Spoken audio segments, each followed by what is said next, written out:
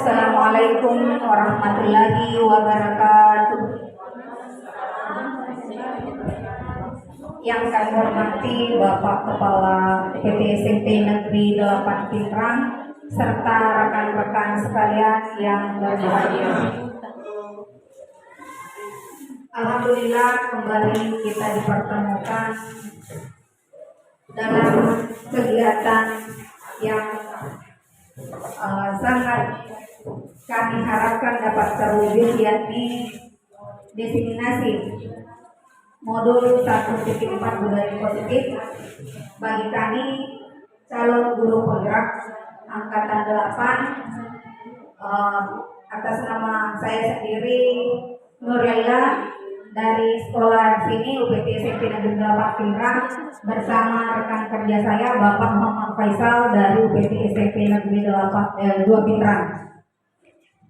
Ucapan terima kasih yang tak terhingga kepada Bapak Kepala Sekolah karena selalu mensupport pada kami mulai dari awal kegiatan hingga sampai kegiatan ini. Kami sangat berterima kasih Pak dan terus mengharap support dari Bapak.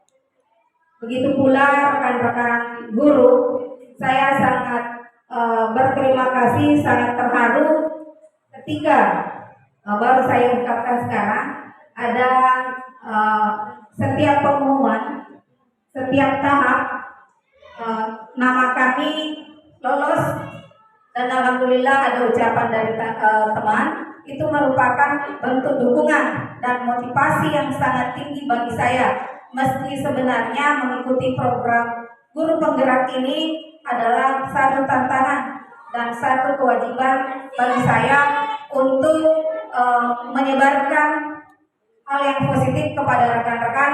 Tidak berarti bahwa saya berada di guru penggerak itu melebihi teman-teman sekalian. Barangkali untuk pengantar ini sekian. Sebentar kami minta arahannya dari Bapak Kepala Sekolah. Kemudian saya selaku calon guru penggerak bersama rekan saya Pak Faisal akan melanjutkan materi. Untuk kesempatan pertama barangkali saya memberikan kepada Bapak Kepala Sekolah untuk memberikan kami arahan seputar masalah kegiatan ini. Kepada Bapak kami persilakan dengan hormat. Terima kasih. Bismillahirrahmanirrahim. Assalamualaikum warahmatullahi wabarakatuh.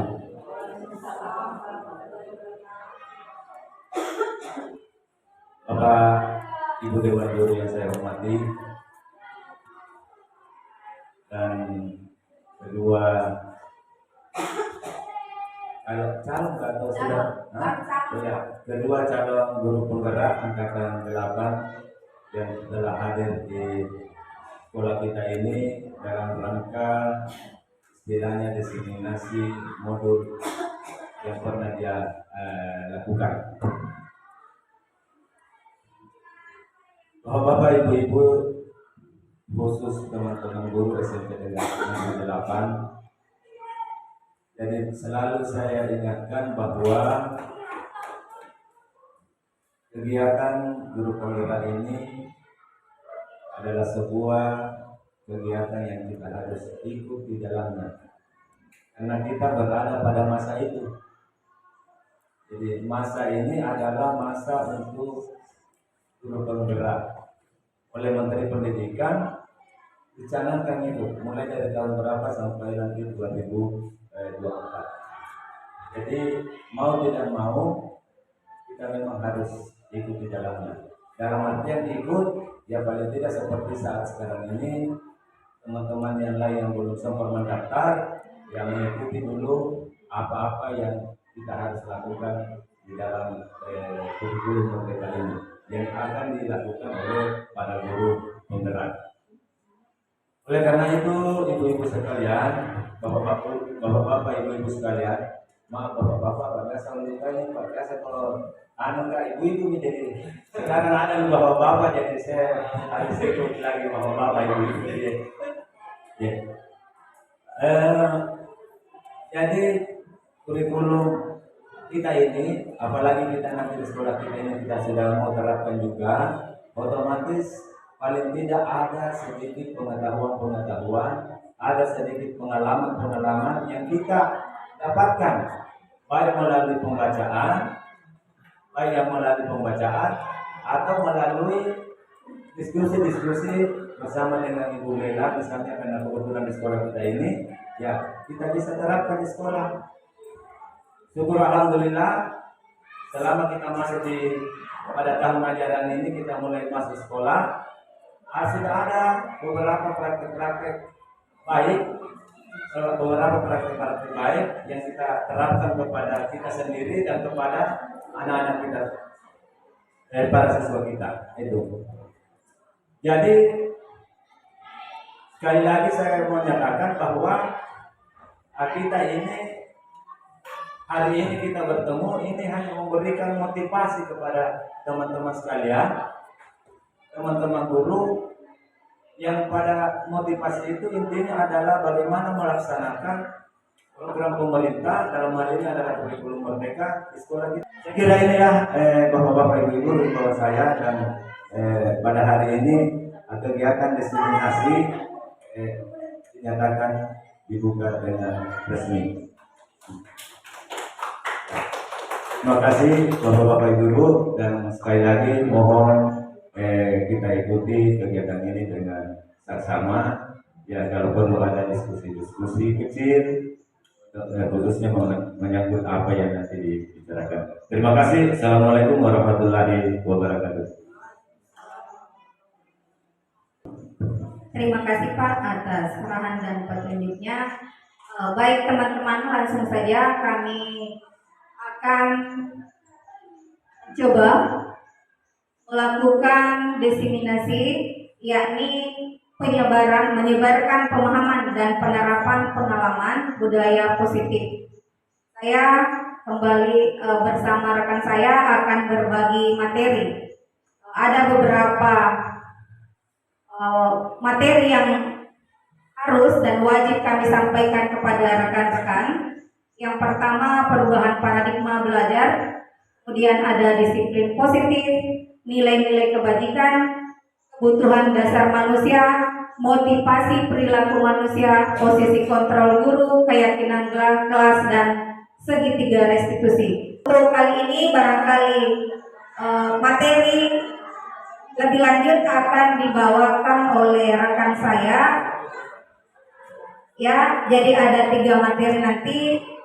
Kebutuhan dasar manusia, pada dasarnya bahwa anak-anak melakukan pelanggaran atau tidak disiplin itu karena 5 kebutuhan dasar yang dimilikinya tidak terpenuhi. Yang kedua, bahwa bagaimana menciptakan keyakinan kelas nantinya. Kemudian yang terakhir, bagaimana menangani kasus atau masalah dengan segitiga restitusi. Semua akan dibahas tuntas insya Allah oleh rekan saya Bapak Muhammad Faisal. Lagi menyetel materinya. Kepada Bapak saya persilahkan.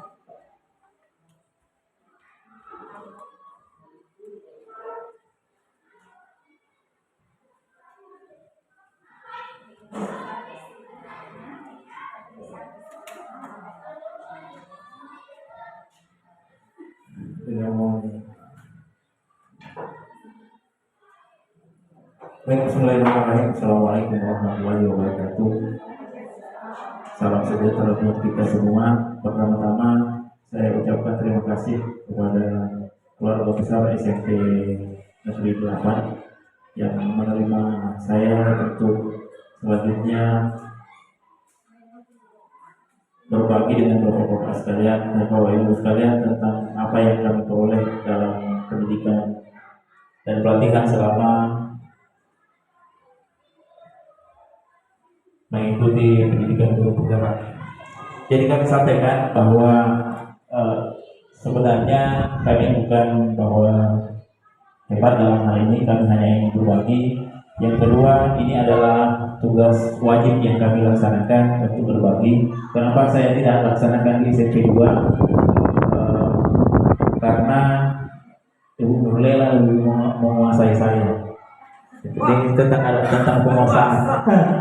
Iya, ada teori penguasaan pasti kalau saya tahu penguasaan. Beliau ini kan ada apa namanya, ada perangkat yang agak bermasalah karena penguasaan yang lebih dari saya dibawa ke sini. Dia memanfaatkan apa yang saya miliki, saya juga memanfaatkan apa yang beliau miliki. Begitulah guru penggerak saling memanfaatkan sebenarnya. Jadi baik Bapak Ibu sekalian, sebagaimana yang saya sampaikan bahwa materi yang kami diberikan kepada saya, kami berbagi sebenarnya adalah materi disiplin positif atau budaya positif, khusus untuk saya itu adalah kebutuhan dasar manusia.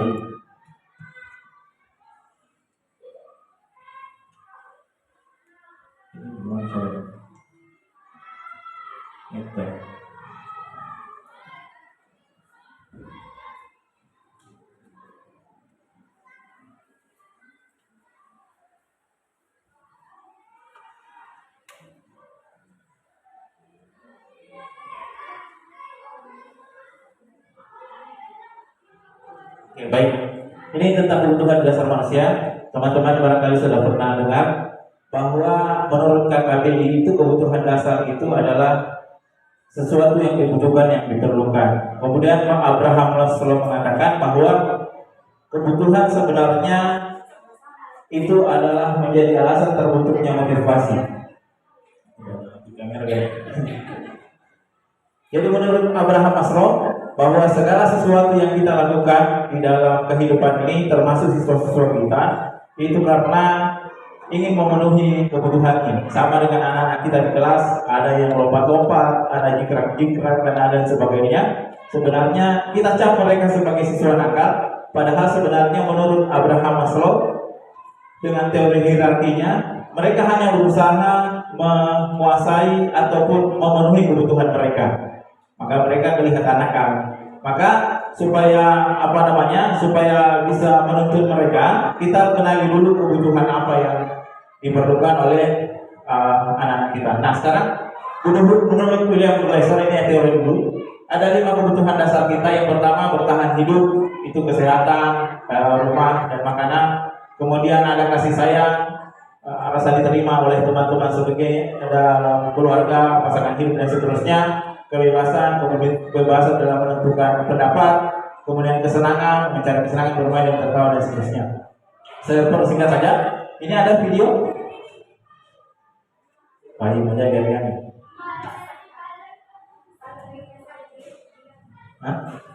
Rusia. Nah, ini dia. Dr. William Glasser. Ini William Glasser pendapatnya. Ada bertahan hidup. Kebutuhan untuk bertahan. Ini ada contoh-contoh nanti akan Yang kedua, diberikan. kebutuhan untuk merasa diterima atau love and belonging. Yang ketiga, kebutuhan akan kebebasan atau freedom. Yang keempat, kebutuhan akan kesenangan atau fun. Dan yang kelima, kebutuhan akan penguasaan atau power.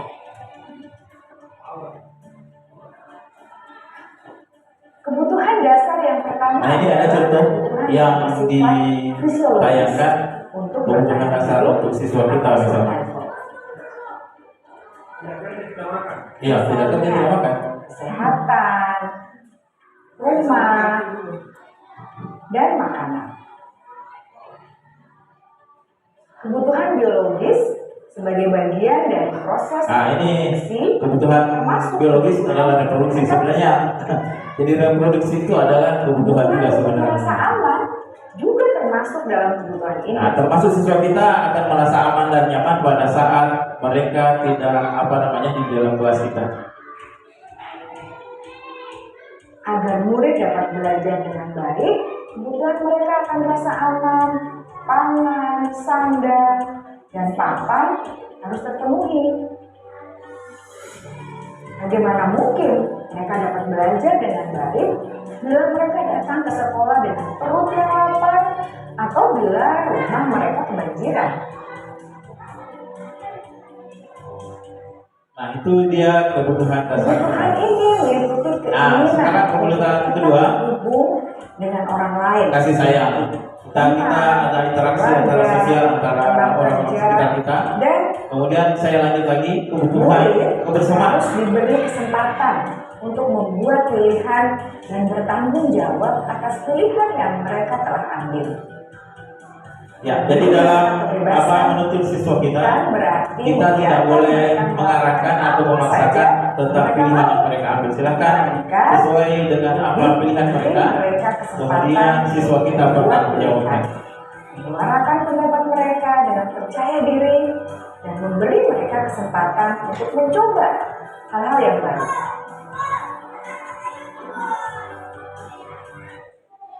Nah, selanjutnya Bayangkan Bapak Ibu, Kesenangan. hidup tanpa rasa senang. saya percepat saja. Nah, sekarang menurut William Glasser, dari kelima kebutuhan ini, jika kebutuhan ini sudah terpenuhi secara memadai, maka siswa kita akan tumbuh dan seimbang dan bahagia. Jadi 5 kebutuhan itu yang dipenuhi, termasuk perilaku mereka di dalam kelas.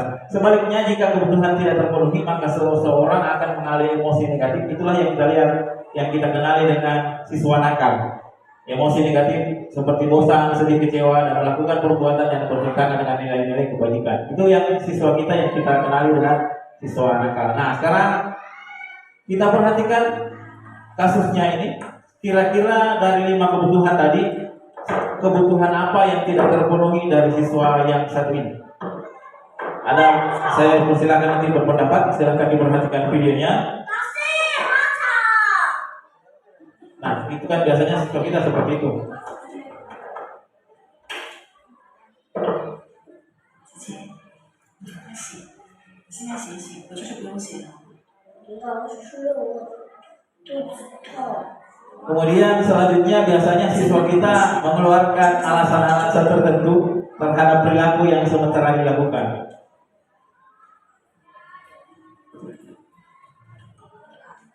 Saya minta nanti satu orang tolong berpendapat tentang kebutuhan dasar apa. Nanti saya kembalikan dari 5 kebutuhan dasar tadi sehingga bisa terpenuhi, sehingga siswa ini bisa termotivasi dari dalam dirinya. Nah, ini dia pada saat kegiatan luar sekolah.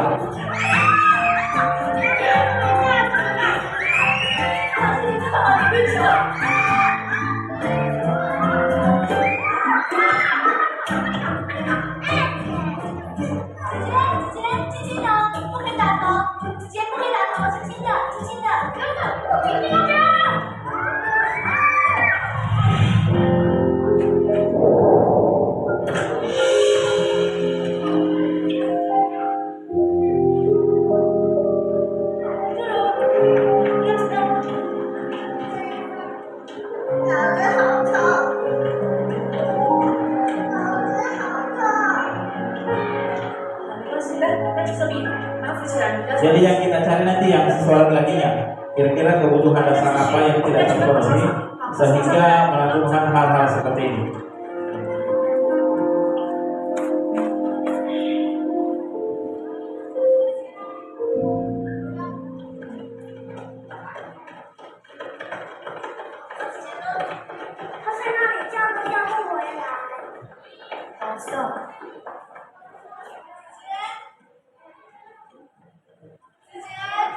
Nah, biasanya siswa kita pada saat membuat kesalahan akan melakukan isolasi diri. Menghindar dari teman-temannya, kemudian mencari dengan cara menyenangkan dirinya sendiri terhadap apa yang telah dilakukannya. Dia menyendiri, dia akan sangat menyesal terhadap apa yang dilakukannya. Nah, itulah tugas kita mengarahkan mereka yang ini model. Bagaimana kembali termotivasi. Nah, ini kasihan sekali kan siswa kita. Sebenarnya dia tidak sengaja melakukan, akan tetapi karena ini tugas gurunya memotivasi bagaimana kembali kepada fermentasi fisik kembali sehingga perilaku tersebut tidak terulang kembali.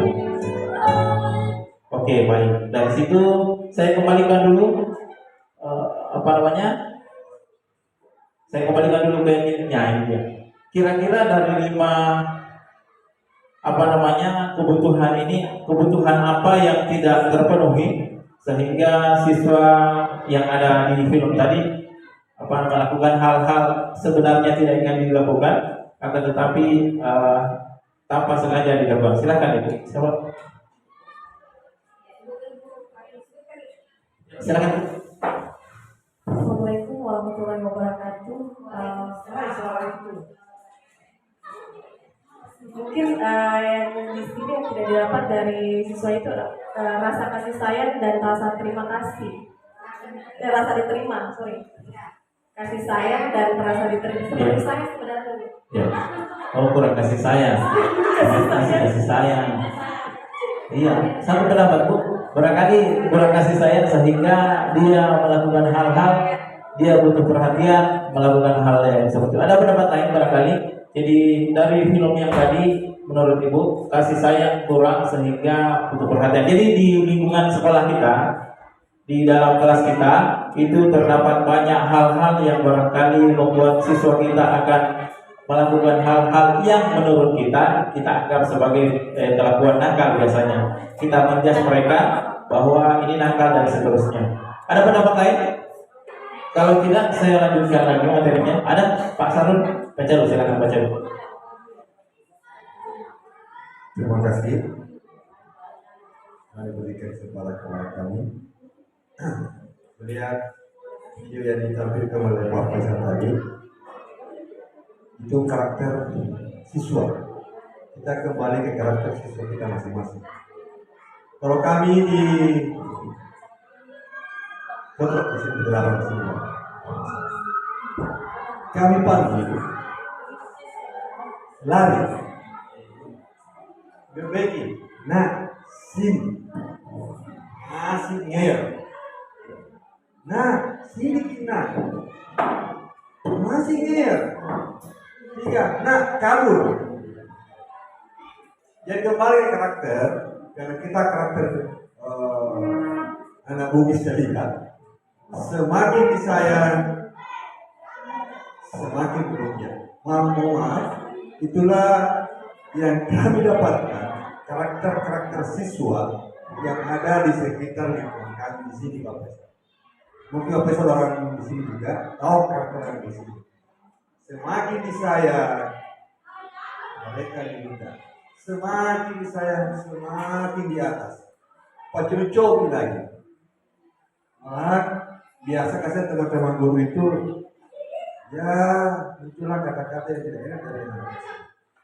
Kita mendisiplinkan dengan kata cara tadi yang diungkapkan Bu Lela dengan memaksakan sesuatu hal. Serba salah kita sebagai pendidik.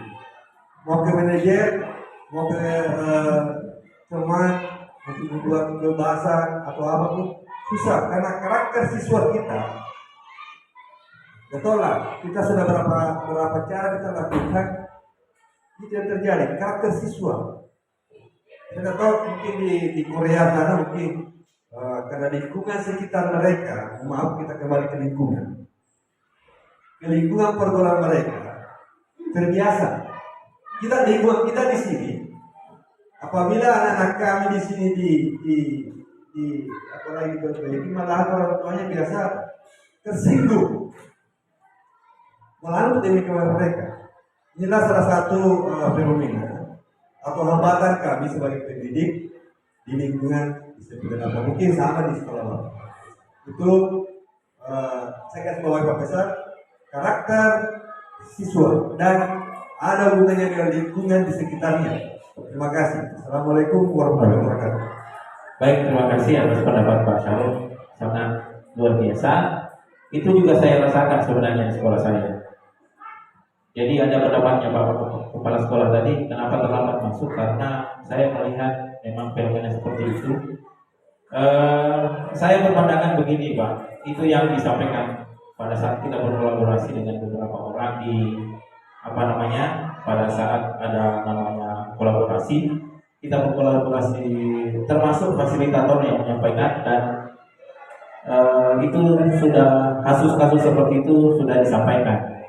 Makanya disampaikan oleh fasilitator pada saat pertemuan kolaborasi kami bahwa memang merubah itu tidak langsung besok jadi, lama ini prosesnya, akan sangat lama. Kemudian kedua, tugas kita lah yang kemudian mengubah karakter itu melalui itu tadi.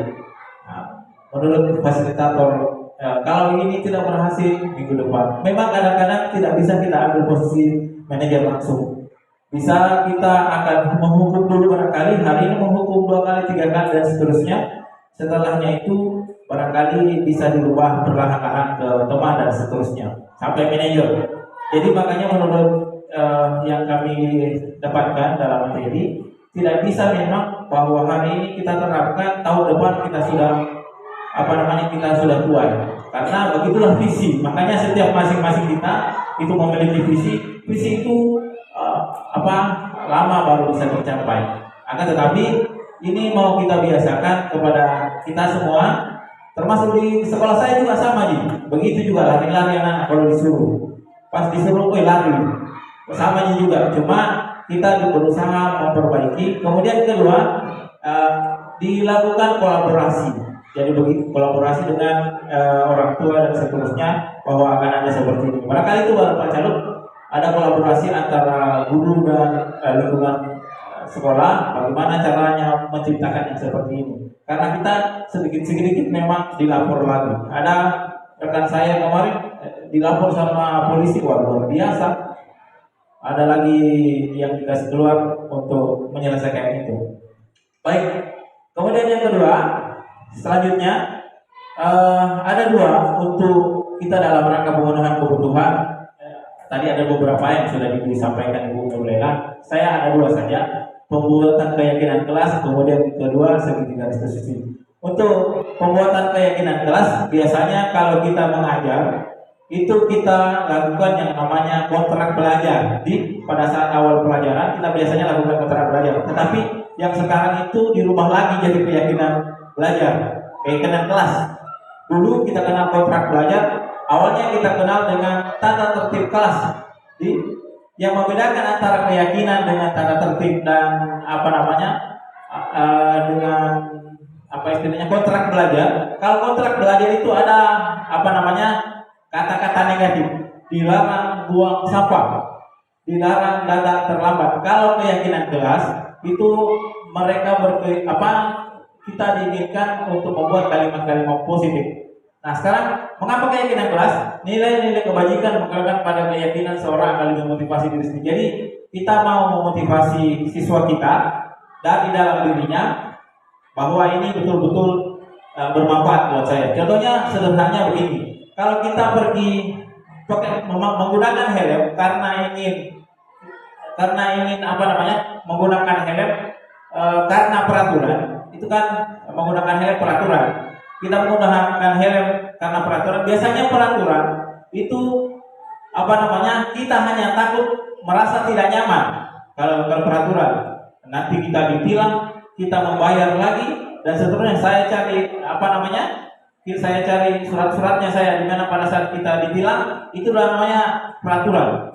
Ada hukumannya ya kita ditilang, dibayar dan seterusnya. Kalau keyakinan jadi kalau kita menggunakan helm karena peraturan, maka kalau tidak ada lagi polisi di samping-samping di kota, dikira misalnya tanggal merah misalnya, pasti kita tidak pakai helm. Karena kenapa? Peraturan. Kita hanya takut untuk ditilang. Nah, tapi kalau keyakinan, saya kalau tidak pakai helm nanti jatuh pecah kepala, itu keyakinan. Jadi itu bedanya antara peraturan dan keyakinan. Maka walaupun ada polisi dan tidak ada polisi, maka tetap kita menggunakan helm. Karena kenapa? Keyakinan. Nah, itulah nanti yang akan diusahakan, yang dibebankan kepada kita, mengusahakan membuat keyakinan kelas nantinya. Nah sekarang keyakinan kelas ciri-cirinya bersifat lebih abstrak daripada peraturan. Kalau peraturan itu tidak boleh harus membersihkan ruangan dan sebagainya. Berupa pernyataan universal, senantiasa dibuat dalam bentuk positif. Jadi tidak ada bilang dilarang buang sampah di kelas. Nah itu peraturan. Kalau keyakinan beda. Ada nanti kemudian prosedur keyakinan kelas bukan kita yang buat, tetapi dari siswa. Nomor pertama apa yang bagus diatur. Nah kalau keyakinan kelas seperti itu. Jadi pertama langkahnya kalau kita membuat keyakinan kelas, bikin dulu peraturannya. Apa peraturannya nak? Ini. Nanti setelah itu, misalnya dilarang buang sampah, maka dilarang buang sampahnya itu dirubah jadi kalimat positif. Positifnya apa kira-kira kalau dilarang buang sampah? Jagalah kebersihan kelas. Begitulah kalimat apa positifnya. Tidak boleh digunakan dilarang buang sampah di kelas. Karena kenapa? Dia ada peraturan. Jadi awalnya kita aerobi.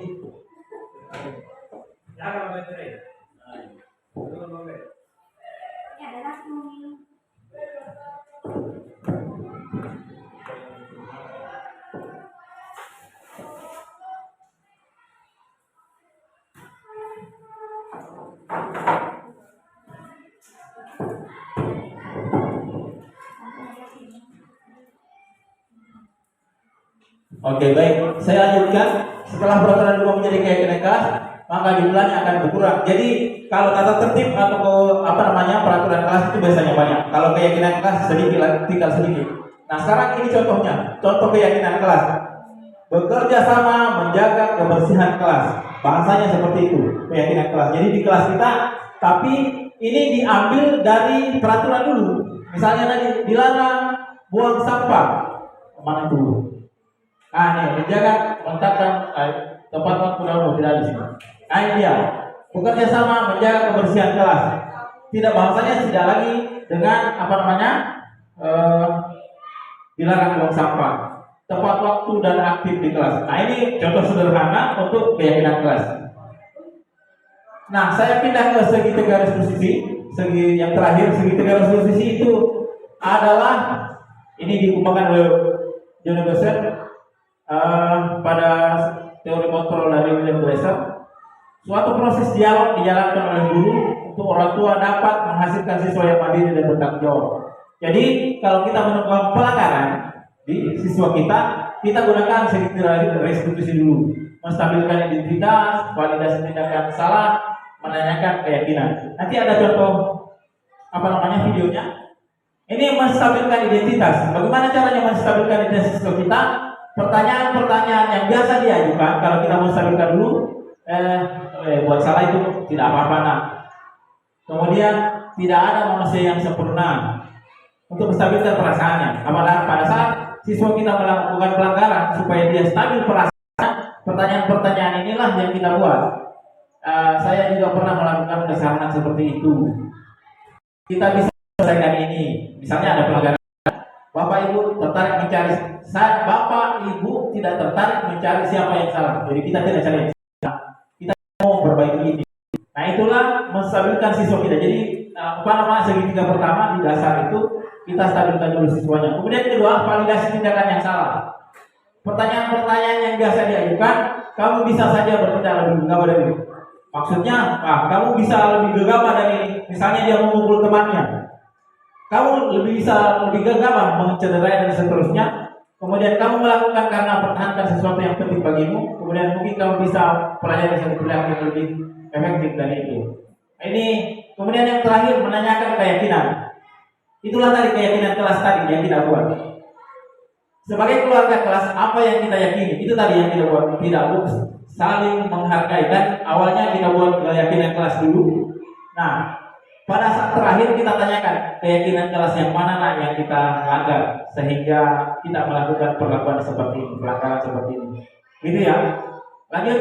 Nah, inilah yang terakhir contoh sederhana segitiga restitusi yang ini kasusnya kalau kita melakukan penyelesaian masalah dengan segitiga restitusi. Siapa? Sudah lama nggak ketemu saya? Kenapa hari ini ada di sini? Kesel Pak, kesel banget. Masa aku dikatain tukang fitnah Pak? Ya aku marah lah. Aku dari katain Eka di depan kelas. Kesel banget. Oh begitu. Ya pasti kamu marah dan kesal. Bapak juga akan marah apabila ada yang menuduh Bapak seperti itu. Kemudian pada saat itu kamu mau melakukan apa? Ya saya langsung ngatain Eka lah Pak. Kesel banget. Saya bentak-bentak dia depan teman-teman lain. Oh begitu. Pasti kamu melakukan seperti itu karena suatu alasan tertentu kan? Iyalah, Masa saya diam saja, Pak? Ya saya bela diri lah. Masa saya dituduh tukang fitnah? Ya wajar lah.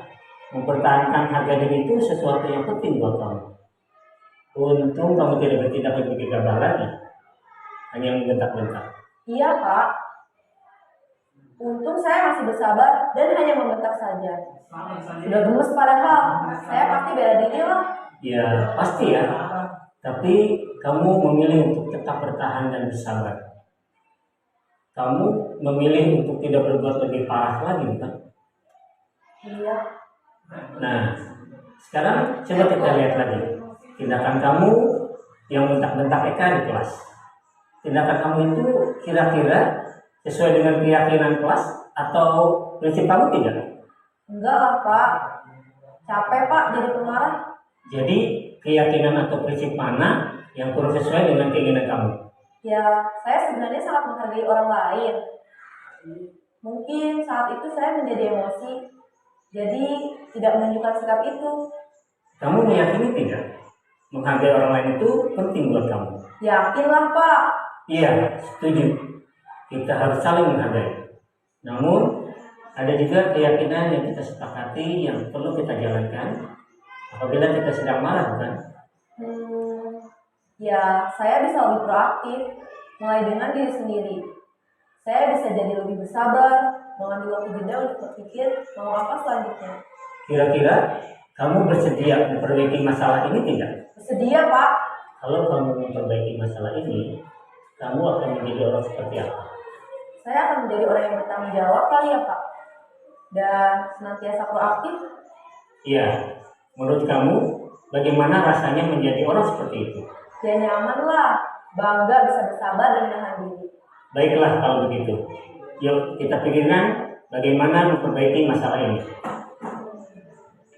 Baik, Bapak dan Ibu, demikian persentase dari kami berdua tentang materi budaya positif dari apa yang kami pelajari selama pendidikan pelatihan. Jadi kami tidak ingin bahwa ini harus diterapkan di sekolah kita masing-masing, akan tetapi hanya sekedar berbagi. Nanti kalau ada hal yang cocok kita ambil, kita aplikasikan. Kalau ada yang tidak sesuai menurut apa yang perasaan Bapak Ibu sekalian, itu kita tinggalkan. Karena tidak semua teori itu betul. Karena disesuaikan dengan kondisi lingkungan dan keadaan. Sebagaimana Ki Hajar Dewantara mengatakan, kita menuntun siswa kita itu sesuai dengan kodrat alam dan kodrat sama. Karena zamannya sekarang seperti ini, ya kita tuntutnya zamannya seperti sekarang, sebagaimana yang disampaikan oleh Bapak Kepala Sekolah tadi. Barangkali demikian. Kami mengucapkan banyak terima kasih kepada Bapak Kepala UPT SMP Negeri 8 yang memberi kesempatan kepada kami untuk berkolaborasi dengan teman-teman guru di sini. Nanti mudah-mudahan apa yang baik silahkan diterapkan, yang tidak baik kita tinggalkan. Kemudian kalau ada hal-hal yang ingin berbagi, kita berbagi bersama. Karena di guru penggerak itu hanya berusaha berbagi praktik baik sebagaimana yang disampaikan oleh Bapak Kepala Sekolah. Baik, demikian yang sempat kami sampaikan. Wassalamualaikum warahmatullahi wabarakatuh.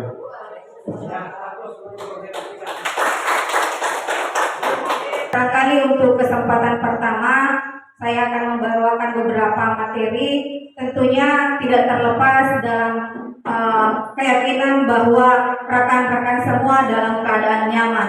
Bagaimana rekan-rekan sudah nyaman dengan situasi yang sekarang atau masih perlu kenyamanan lain? Ya, perlu kenyamanan. Insya Allah kedepannya kalau sudah terpasang AC ya, kita lebih nyaman lagi. Kemudian dipastikan bahwa kondisi kelas semua dalam keadaan bersemangat. Bersemangat tinggi semua atau? Oke, baik rekan-rekan. Izinkan kami membagi pengalaman kami dan berdiskusi ringan dengan teman-teman sehubungan dengan materi yang telah kami dapatkan pada program Guru Penggerak. Baik, untuk yang pertama barangkali pembelajaran dengan paradigma baru. Pembelajaran dengan paradigma baru merupakan pembelajaran yang dirancang berdasarkan prinsip pembelajaran berdiferensiasi, sehingga para peserta didik belajar sesuai kebutuhannya berdasarkan tahap perkembangan sesuai teori psikologi modern mewujudkan profil pelajar Pancasila. Kata profil pelajar Pancasila tentunya tidak asing bagi kita semua. Tahun lalu kita telah ikut melaksanakan IKM meskipun tergabung di SMP Supa. Kita mengetahui bahwa profil pelajar Pancasila itu ada wujudnya ada 6. Ya, bagaimana beriman dan bertakwa kepada Tuhan Yang Maha Esa dan berakhlak mulia. Kemudian berkebinekaan global, bergotong royong, kreatif, mandiri, dan bernalar kritis. Saya pikir semua itu sudah kita pahami bersama. Kemudian ada satu kegiatan di sini yang akan kita coba sebagai langkah awal untuk memancing pemahaman kita mengenai perubahan paradigma. Ini akan kita lakukan secara berpasangan. Jadi kira-kira apa yang akan kita peroleh dari kegiatan cobalah buka. Jadi ada dilakukan secara berpasangan antara si A dan si B. Si A mengepalkan tangan sekuat-kuatnya dan membayangkan bahwa ada sesuatu yang sangat penting yang harus saya jaga di dalam kepalan tangan saya. Kemudian si B berusaha sekuat tenaga, apakah dengan memotivasi, menghardik, mengancam, dan lain sebagainya, membuka kepalan tangannya itu dan mengetahui apa maksud yang ada di dalam kepalan tangan itu. Silakan barangkali dipraktikkan Bapak Ibu, kira-kira dari proses kegiatan ini apa nantinya yang akan kita peroleh. Jadi satu orang mengepalkan tangan, yang lain barangkali berusaha melepas. Kemudian nilai moral apa yang bisa kita peroleh dari kegiatan itu. Barangkali Ibu Pak Basri dengan Ibu Jasmayani saling mempraktekkan kepalan tangan. Pak Basri mengepalkan tangan, kemudian Ibu Jasmayani mencoba membuka kepalan tangan Pak Basri. Ya, silakan Ibu Dani juga dengan Ibu Junida barangkali bisa mempraktekkan dengan sekuat tenaga ya Bu Rahmi dengan Pak Sahrul. Bagaimana?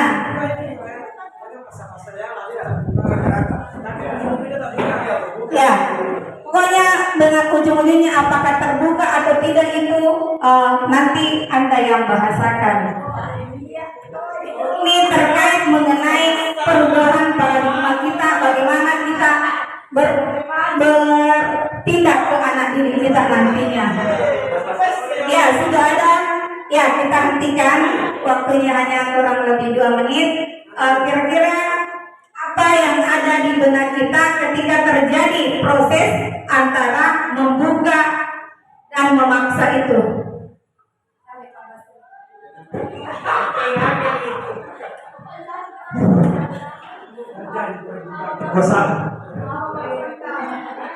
Ya, silakan Pak. Ya, ada perasaan tidak enak, betul. Ada perasaan tidak enak ketika dipaksa membuka. Ada lagi pendapat lain Bapak Ibu?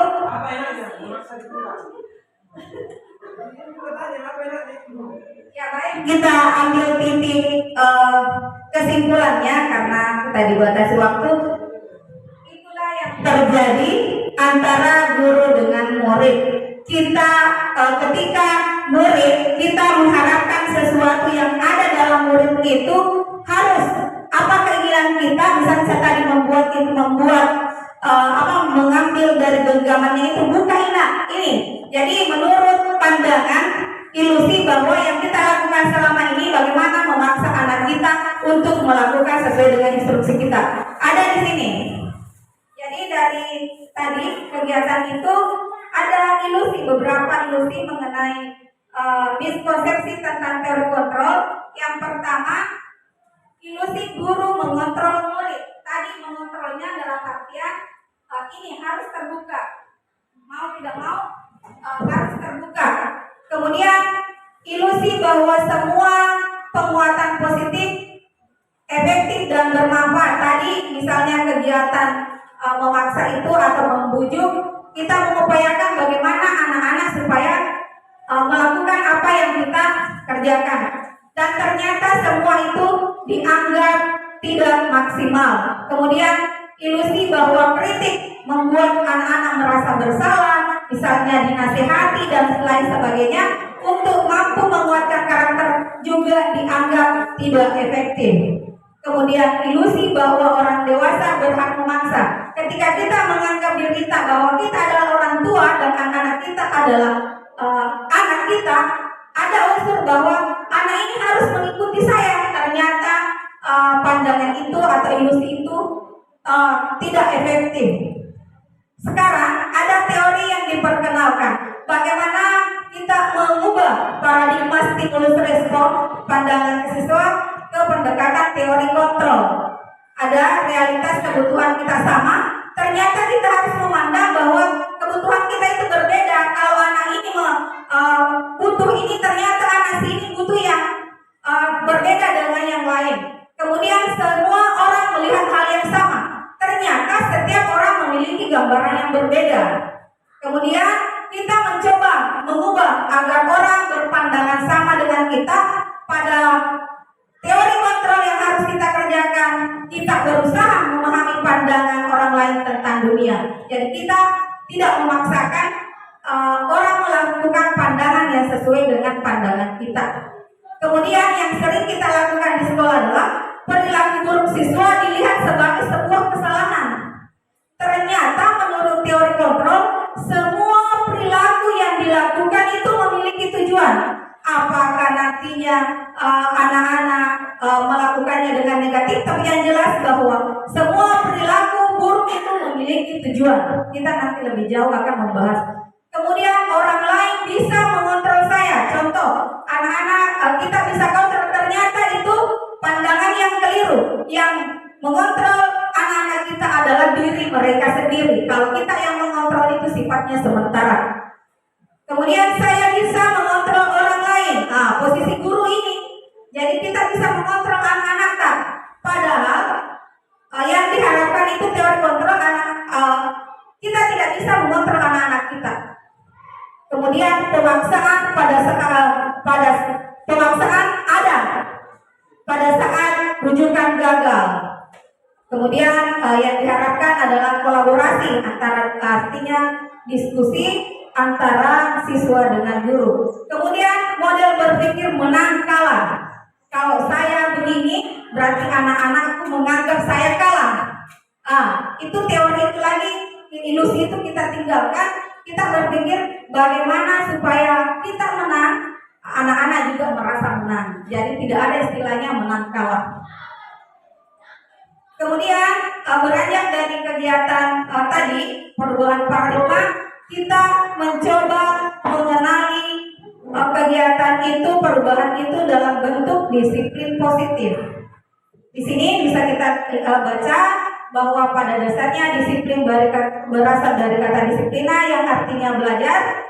Disiplin mengacu pada disiplin diri yang memiliki tanggung jawab terhadap apa yang dilakukannya berdasarkan nilai yang diyakini. Disiplin positif merupakan salah satu cara penerapan disiplin yang bertujuan untuk menumbuhkan kesadaran serta memberdayakan peserta didik tanpa imbalan penghargaan. Jadi anak-anak melakukan disiplin bukan karena imbalan penghargaan, ancaman atau hukuman. Jadi intinya sebagai pendidik, tujuan kita adalah menciptakan peserta didik yang memiliki disiplin diri sehingga mereka berperilaku mengacu kepada nilai-nilai kebajikan universal dan memiliki motivasi intrinsik dalam perubahan perilaku ke arah yang lebih baik. Ada beberapa di sini nilai kebajikan, contoh nilai kebajikan yang dianut. Misalnya profil pelajar Pancasila tadi ada 6, kemudian PIP, jadi itu tergantung dari kesepakatan dari sebuah organisasi.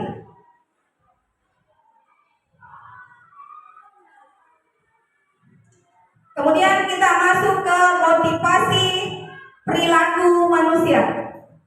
Jadi kita melihat anak-anak kita berdasarkan pengalaman kita bahwa ternyata anak-anak itu memiliki perilaku karena 3 alasan. Yang pertama, untuk menghindari ketidaknyamanan atau hukuman.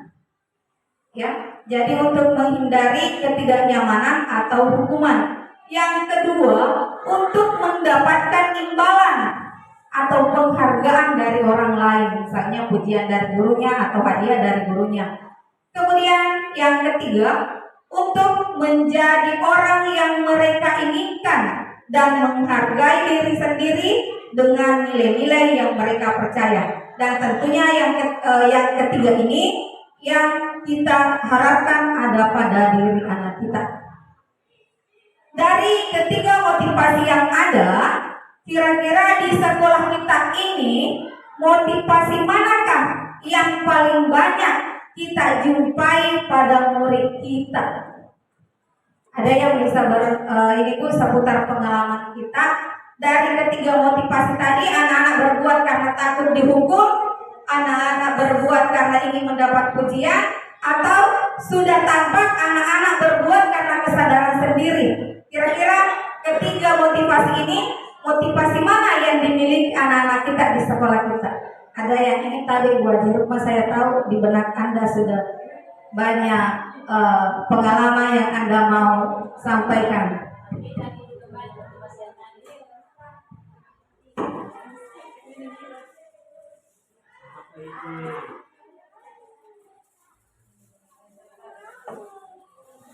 Ya, silakan Ibu, dari ketiga ini, apakah siswa tak cenderung melakukan kegiatan karena takut dihukum, atau siswa tak berbuat karena ingin mendapat imbalan, atau yang ketiga memang sudah dari kesadarannya sendiri untuk berbuat? Tadi silahkan.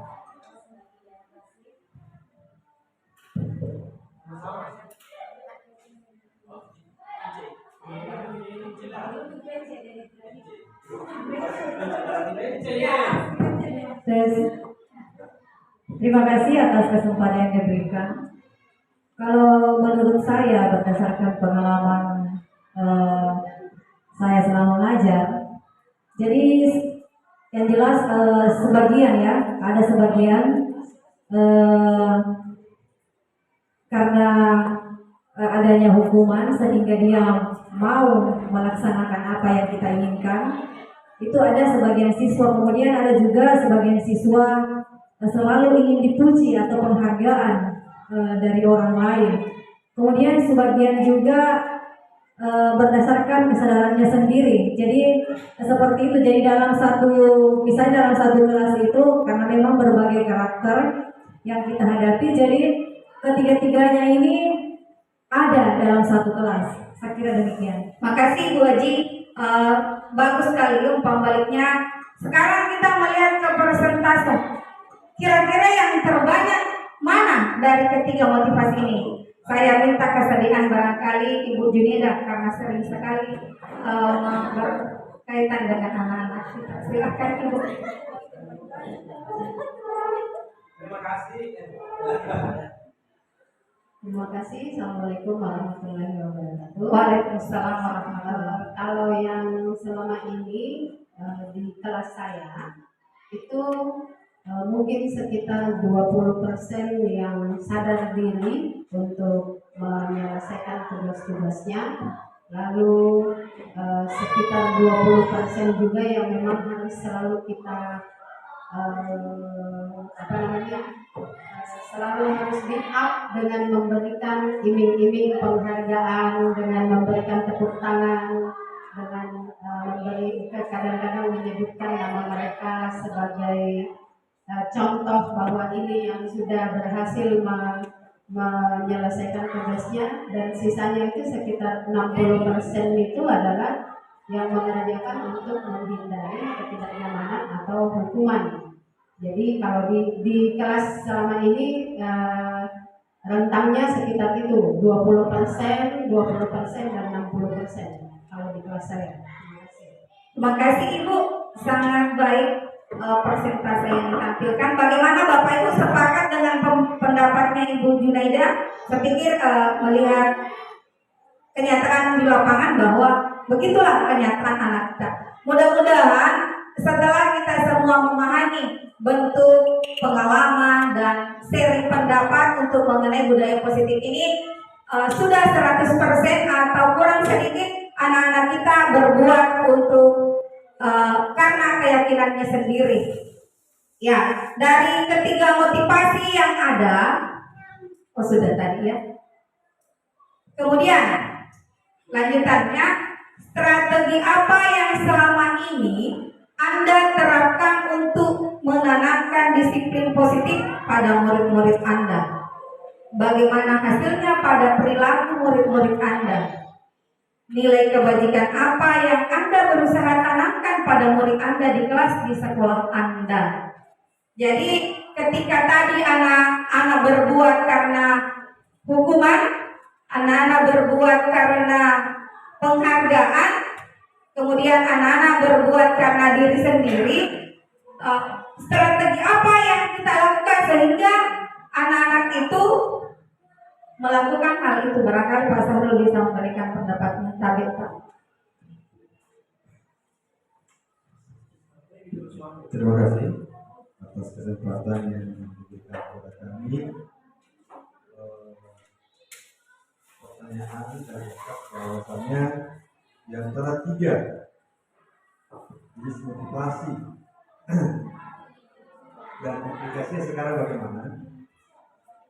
Saya rasa kembali lagi bahasa yang diucapkan oleh Ibu Junaida, bahwasanya 60% itu rata-rata termasuk saya sendiri, termasuk pelaku di dalamnya, itu memaksakan atau memberikan ketidaknyamanan atau memberikan hukuman kepada dan nilai yang terkira sekarang adalah pada saat kami bertemu dengan alumnus yang penerapan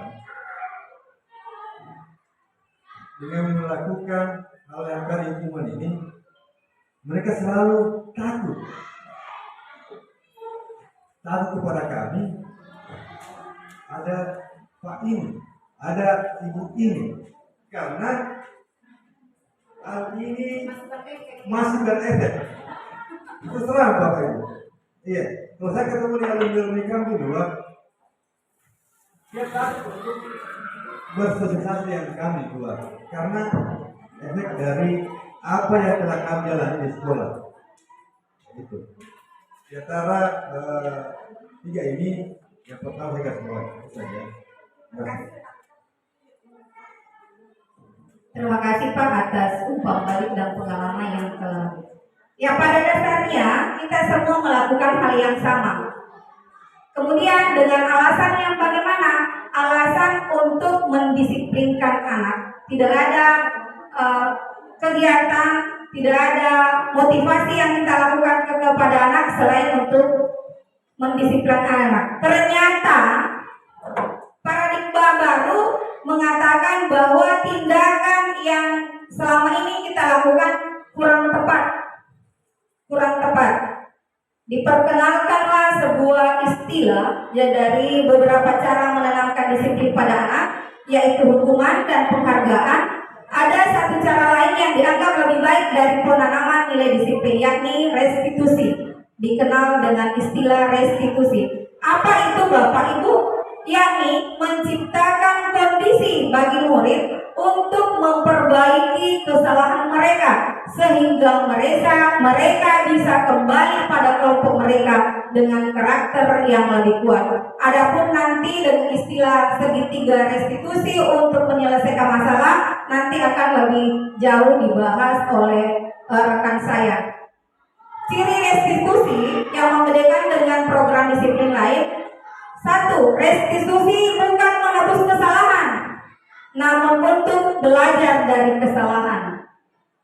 Restitusi juga memperbaiki hubungan yang selama ini ketika kita sudah menghukum anak-anak itu ada hubungan timbal, artinya bahwa kadang anak-anak takut sama kita.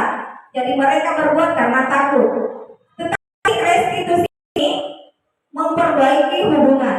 Kemudian restitusi adalah tawaran, bukan paksaan. Jadi ketika ada anak melakukan pelanggaran, kita tidak menunjukkan bahwa kamu harus seperti ini.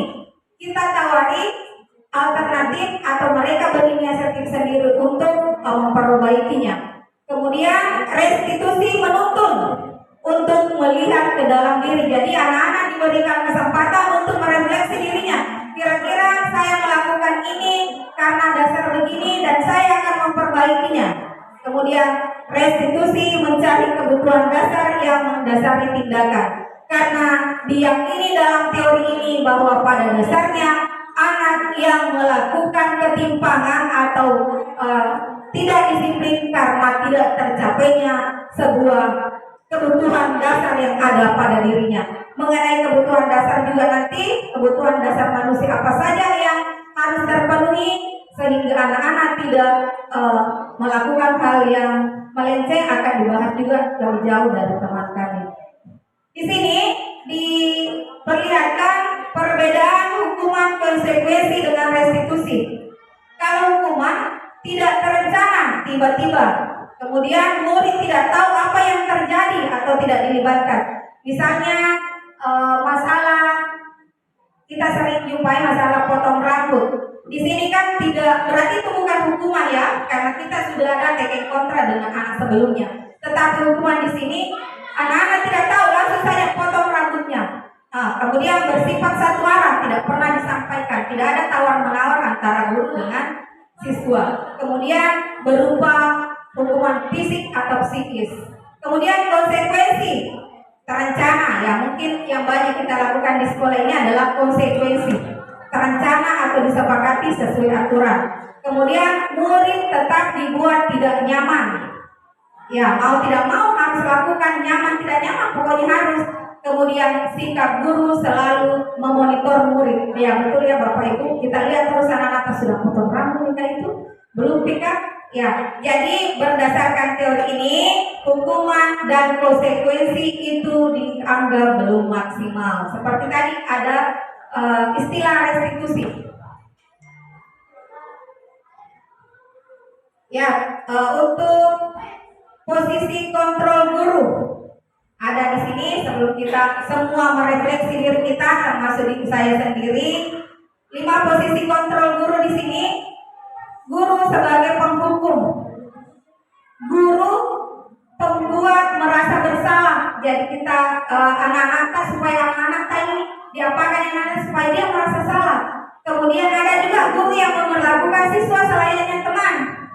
Kemudian ada juga guru pemantau, melihat anak-anak kita melakukan baru kita kamu bersalah ya kamu ini. Kemudian manajer, bagaimana cara membedakan semua itu?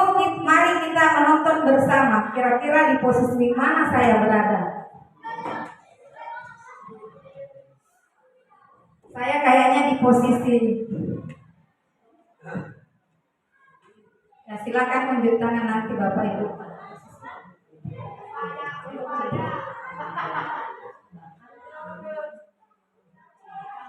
Ya kita nonton bersama dulu kurang lebih 10 menit.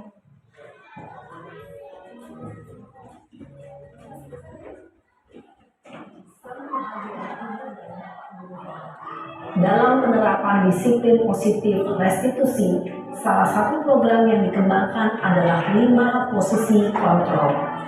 5 posisi kontrol dalam restitusi adalah proses perjalanan seorang pendidik agar dapat mengenali dirinya. Pada video kali ini, kita akan membahas tentang 5 posisi kontrol yang dikembangkan oleh Diane Gosson dan contoh penerapannya.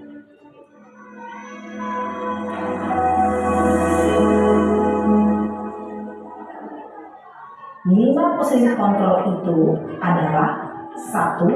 Posisi penghukum, 2. Posisi pembuat merasa bersalah, 3. Posisi teman, 4. Posisi pemantau atau monitor, dan 5. Posisi manajer.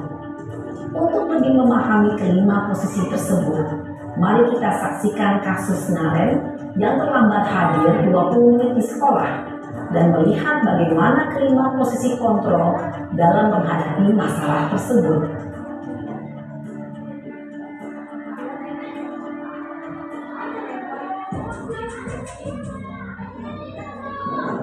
Ya, kita lihat posisi pendukung.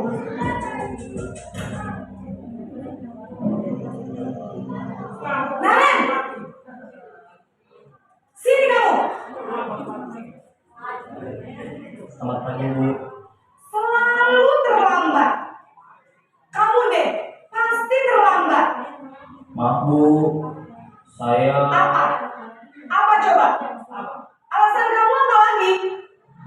Kapan sih kamu tidak terlambat? Malas sekali ya kamu jadi anak. saya Dasar pemalas. Gak kapok-kapok sih kamu. Sudah berapa kali terlambat? Sana, kamu keliling lapangan basket 2 kali. kenapa saya harus ke lapangan basket Bu? Kenapa? Kamu melawan ibu. Berani-beraninya jawab. Sudah terlambat, masih berani jawab pula.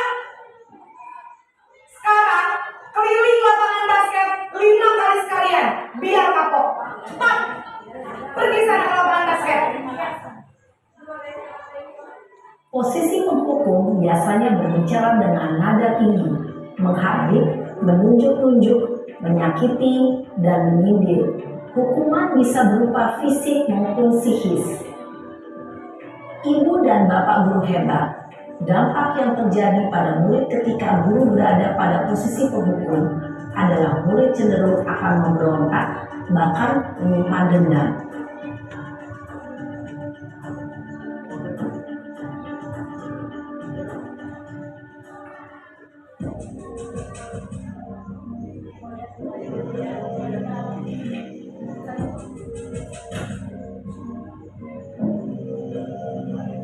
Naren!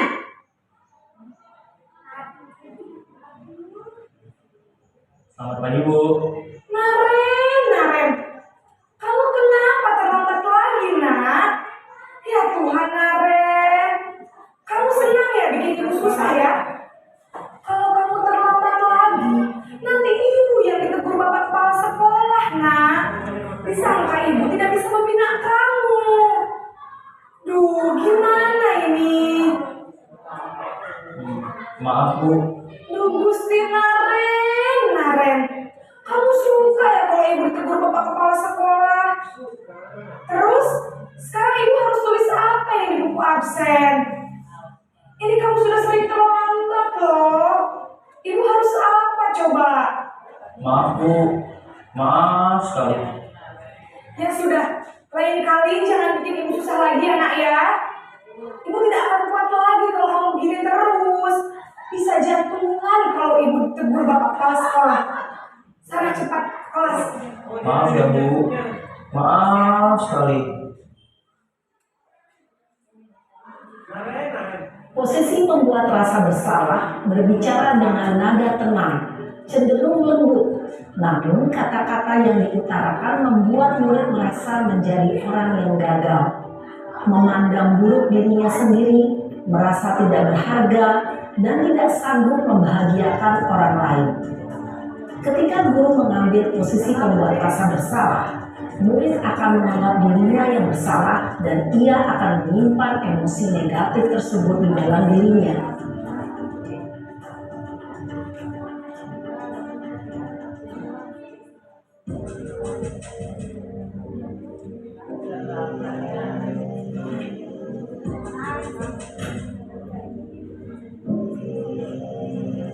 Naren!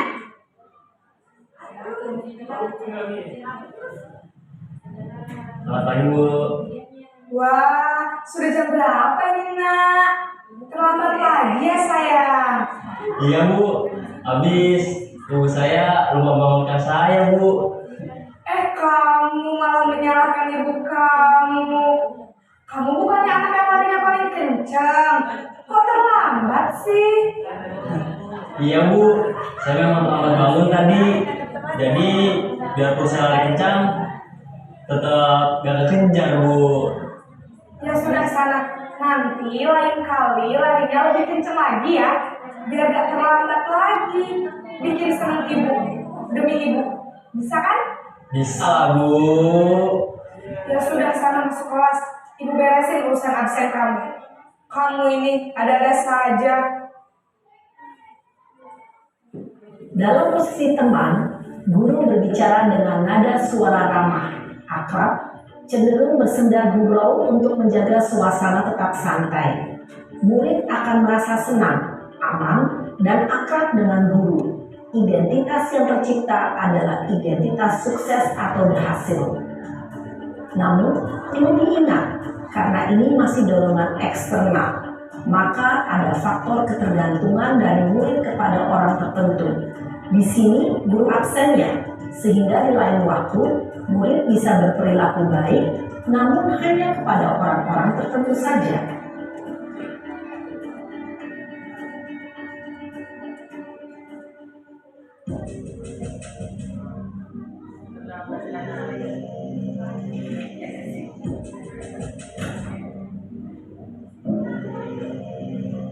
Naren! Ini gua banget. Selamat pagi, Bu. Naren, apa peraturan sekolah kita tentang jam berapa kita harus masuk sekolah, nak? Kita harus di sekolah jam 7, Bu. Iya betul, sekarang sudah jam 7.20. Naren sudah tahu konsekuensinya jika terlambat hadir. Paham, Bu. Saya harus tinggal kelas pas jam istirahat selama 20 menit. Iya benar, konsekuensinya demikian. Jadi nanti jam 9.30 pas istirahat, kamu harus tinggal di kelas, kerjakan tugas tambahan untuk ketertinggalan kamu, ya? Baik, Bu. Posisi pemantau mengandalkan penghitungan atau data untuk mengontrol murid. Guru mengarahkan murid berdasarkan peraturan dan konsekuensi. Seorang pemantau menunjukkan bahasa tubuh dan ekspresi wajah yang datar dan cenderung formal.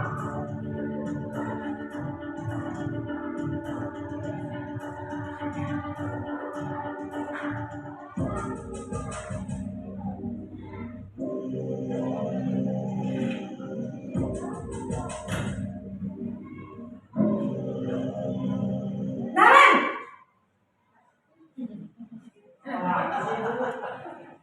Selamat pagi, Bu. Selamat pagi, Naren. Maaf, Bu. Saya terlambat. Iya, sekolah masuknya jam 7, sekarang sudah jam 7.20. Jadi sekarang bagaimana nih, Naren? Maaf, Bu. Saya lupa setel alarm saya semalam. Baiklah, menurut kamu, keyakinan sekolah yang mana yang perlu kamu tingkatkan? Menghargai diri sendiri dan orang lain mungkin ya, Bu. Setuju. Jadi, apakah Naren meyakini prinsip saling menghormati tersebut? Iya, Bu. Saya meyakininya. Apakah Naren bersedia memperbaiki masalah keterlambatan ini? Bersedia, Bu. Bagaimana kamu akan perbaiki masalah keterlambatan ini? Saya akan coba untuk tidak lupa menyetel alarm saya, Bu. Baik, kalau Naren lupa menyetel alarm di rumah, ada orang yang kira-kira bisa bantu mengingatkan tidak? Ada, Bu. Kata saya, Kak Emma. Ada lagi selain Kak Emma? Selain Kak Emma, ada ibu saya. Baik, jadi yang mengingatkan Naren adalah Kak Emma dan ibu kamu ya? Kira-kira akan mulai setel alarm kapan nih, Naren? Setelah pulang sekolah, akan segera saya lakukan. Baik, jadi Naren akan setel alarm untuk bangun besok pagi dan akan diingatkan oleh kakak dan ibunda Naren ya. Ada lagi yang mungkin perlu dilakukan, Naren, agar tidak terlambat bangun lagi? Tidak ada, Bu. Baik, Naren, terima kasih untuk kerjasama kamu. Sekarang kamu perlu kembali ke kelas untuk belajar. Baik, Bu. Terima kasih. Posisi manajer adalah posisi kontrol yang disarankan untuk membimbing murid memiliki sikap disiplin yang positif, yaitu murid yang mandiri, bertanggung jawab, dan dapat memecahkan masalah. Tujuan dari posisi ini adalah agar murid dapat berefleksi atas tindakannya. Guru akan dengan tulus memberikan pertanyaan-pertanyaan bermakna, sehingga membuat murid dapat belajar dari kesalahannya dan mencari sebuah solusi untuk menyelesaikannya. Ibu dan Bapak guru hebat, setelah mengamati adegan kelima posisi kontrol tadi, kira-kira posisi mana yang paling ideal? Posisi mana yang dapat menunjang motivasi intrinsik murid? Ya, tentu posisi manajer. Posisi ini memang posisi ideal yang ingin dituju setiap pendidik. Pada posisi inilah, guru dapat menerapkan disiplin positif yang berpihak pada murid, yang memerdekakan murid. Perjalanan seorang pendidik tentunya tidak mudah untuk sampai pada posisi seorang manajer. Namun, tujuan kita pasti, yaitu menciptakan murid-murid yang mandiri, merdeka, dan bertanggung jawab. Semoga penggambaran 5 posisi kontrol yang telah diperlihatkan ini dapat menjadi ajang refleksi bagi kita semua, agar dapat terus mengasah dan menerapkan disiplin positif yang memerdekakan murid. Mari terus berlatih dan bersemangat. Selamat menerapkan. Salam dan bahagia, Ibu dan Bapak guru hebat.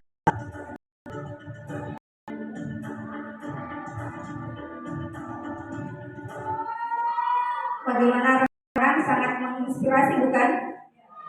Yang jelas dari 5 posisi kontrol ini pernah semua kita lakukan sehubungan dengan seperti bahwa ada beberapa orang yang mendengar kita dengan satu niat dan satu niat bahwa disiplin anak. Tentu dari pengalaman ini yang digarisbawahi adalah kita menginginkan dan mengubah pola kita menjadi posisi namun ternyata itu melalui step demi step. Begitu juga dengan anak kita nantinya. Semoga kita mampu menerapkan dan menjadi refleksi bagi pengembangan kita ke depan. Terima kasih rekan-rekan hebat semua. Alhamdulillah sudah membersamai kami kurang lebih hampir 2 jam. Duduk membersamai kami, sharing pengalaman. Tentunya tidak banyak yang kami beri, hanya yang kami dapatkan, yang kami bagikan. Insya Allah di kehidupan nyata teman-temanku akan lebih berbuat lebih baik dari kami. Salam guru hebat, salam semangat untuk kami semua. Kami akhiri kegiatan kami dengan ucapan alhamdulillahirrahmanirrahim. Wassalamualaikum warahmatullahi wabarakatuh. Kita tunggu acara istirahat sebentar.